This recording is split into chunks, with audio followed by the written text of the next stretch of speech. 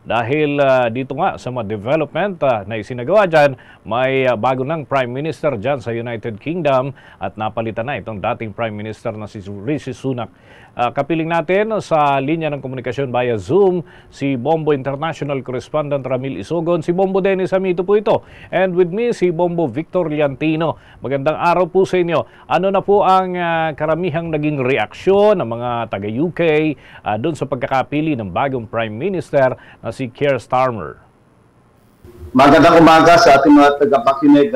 Sa latest na mga reaction dito, welcome naman itong landslide victory ni Keir Starmer, yung leader ng Labour Party, ng tinatawag na super majority yung nakuha niya sa vote sa general election 2024 dito sa UK. So, expected itong pinakamalaking outcome para sa kanilang party dahil sa hindi magandang pinapakita ng incumbent at saka itong government ng conservative. So, it's kahit sa survey, talagang malaki ang lamang ng Labour Party sa conservative. Bombo Dennis at saka Bombo Victor. Okay. So, ano sa tingin ninyo, Bombo Romil, ang naging factor, no? Dito sa panig ng Labour Party at na-domina nila yung Conservative Party dito sa nakalipas na halalan? Una-una, ang Conservative performing very badly sa kanilang pag-govern dito sa UK. So una-una dito, nagsastruggle sila sa tinatawag na trust and competence sa mga tao dahil sa maraming issue na naging involved sila. Una-una itong Partygate scandal during COVID na kung saan na-involved dito ang Prime Minister namin. So hindi yun buras isipan ng mga tao kaya siya ay nag-resign. Pumalit sa kanya ay itong the shortest Prime Minister ng Britanya o ng UK na si Liz Truss na just 44 days in office lang dahil sa isa naman pagkamali ng tinatawag na mini budget kung saan yung ekonomiya namin ay bumaba, lalong bumaon kami. Then at saka ang isa pa dito yung mga ginagawa ni Sunak na hindi niya makayang i-resolba. Alam na natin yung massive strike dito sa UK mula sa mga teachers, sa iba-ibang sektor, sa teachers, sa firefighters, sa doctors, lahat ng mga sektor. So makita mo kung anong epekto at saka yung latest na bumaon sa conservative na issue, itong bago dineklara itong general election para sa July 4, last 2 days ago, ay may dalawang membro ng conservative na nagsugal na ang petsa ng eleksyon ay gaganapin sa nasabing araw. Kaya hanggang ngayon iniimbestigahan ito ng mga police bakit mayroon silang nag-leak ang itong information. So yan ang mga factors kung bakit talagang nabaon yung conservative at nanalo itong si Keir Starmer, Bombo Dennis at saka Bombo Victor. Okay. Pero I'm just curious of this. Ito ba yung first time na nagkaroon ng landslide victory ang Labour Party kontra sa Conservative Party base sa inyong karanasan dyan? Matagal na din kayo sa naturang lugar.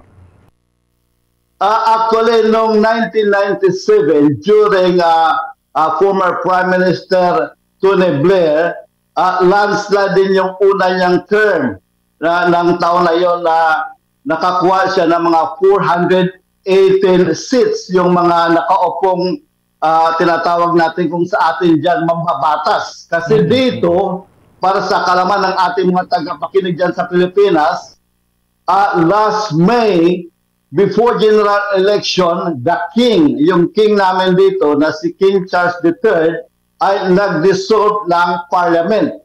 Talagang diniklarang vacant ang parlamento dahil lahat ng membro ng parliament ay magpa-re-elect o sila ay dadaan sa nasabing general election. Natapos na ang kanilang 5-year terms, kaya ito ay dinusod ng king. So, after nitong election ito, by July 9, ang parliament, babalik itong bagong elected na membro ng parlamento para mag-elect o re-elect ng speaker. So, yan ang aming system dito.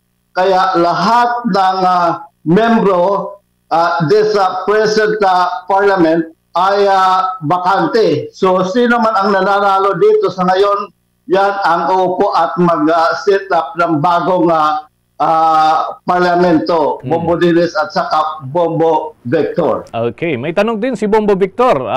Bombo Vic?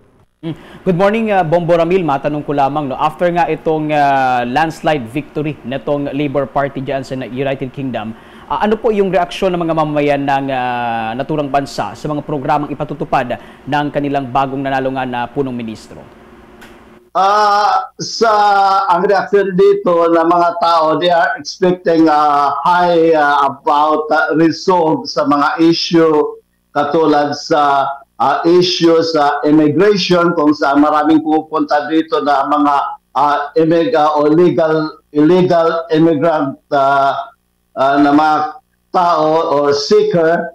At kasi ang previous kay Prime Minister Rishi Sunak, dapat sila ay itapon doon sa may Rwanda. So whether in the future or coming days sa time ni bagong elect na si Sir Starmer, kung ituloy niya ito, pero it depends sa bagong government, no? Then maraming expectation katulad ng mga issue dito sa deals about sa social o anti-social behavior, sa yun sa nasabi ko na mga political asylum seekers, huge problems sa Middle East. Alam natin yung war sa Middle East, yung pag-preparation ng UK sa NATO with regards sa Ukraine, at marami pa no mga local issues dito, especially sa aming mga workers na still ay yung iba ongoing pa yung mga welga o strike. Well, sa tingin nyo, Bombo Ramil, kayang-kaya bang ipatupad nitong bagohong talaga na Prime Minister ng UK itong kanyang mga programa na maaaring makakaresolba sa problema ho ng United Kingdom? Yes, before itong bago namin or incoming namin Prime Minister na si Keir Starmer, lahat sila yung mga candidates sa pagka-Prime Minister, magsasubmit ikaw dito ng tinatawag na manifesto of pledges, kung ano yung plano mo in case na magwagi ka. So si Starmer, nandoon na yung 52 pages na manifesto pledges niya, how to run the government in his 5-year term. So yan ang kanyang is not an easy task for him to do it, especially na sa ngayon na maraming problema. But ang mga tao naman dito na na-expect na at least mabigyan ng malaking halaga yung mga problema sa UK sa ngayon. Okay, lastly, on my part, ano ang aasahan ng mga Pilipino kagaya po ninyo sa bagong Prime Minister, at may mga wishes din ba kayo, Bombo Ramil?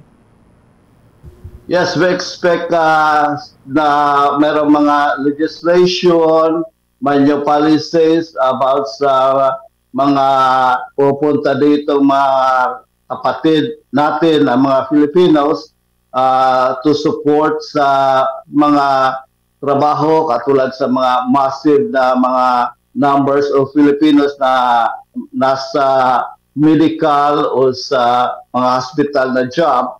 Hopefully, the new Prime Minister, Sir Keir Starmer, maglaan ng kanyang tiyempo, ng kanyang policy para sa mga Filipinos. Direct live reporting from England, United Kingdom. Ito po si Bombo International News Correspondent Ramil Sugon para sa Pambansang Radyo ng Pilipinas, Basta Radyo Bombo.